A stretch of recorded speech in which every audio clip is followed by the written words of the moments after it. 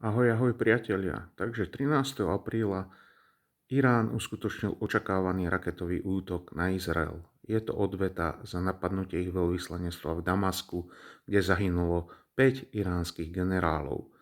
Toto všetko sa očakávalo a vedelo sa, že k tomu príde.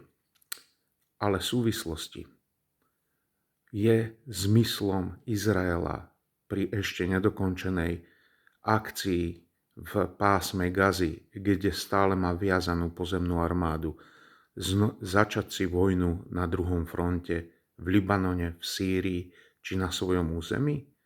Ja myslím, že vojenskú logiku to nedáva. Prečo teda zničili iránskych generálov vzdušným útokom raketou? Boli požiadaní Spojenými štátmi? Rozhodli sa sami? Ja neviem.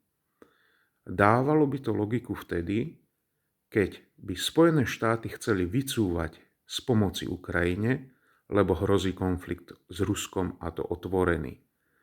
Takto elegantne by sa mohli vyhovoriť, že musia teraz pomáhať Izraelu proti Iránu.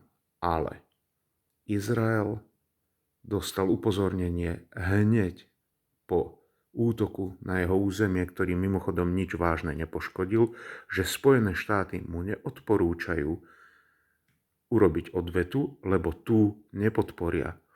Takže zadržiavaná pomoc Ukrajine v hodnote 60 miliárd je stále zadržiavaná. Vedeli, že budú potrebovať tie peniaze na Blízkom východe. Znova sú to len dohady a otázky pre budúcnosť, ktorá nám ukáže, ako to vlastne je. Či konflikt Irán-Izrael nemá prekryť konflikt na Ukrajine, nebodaj nemá nás priviesť k veľkej vojne.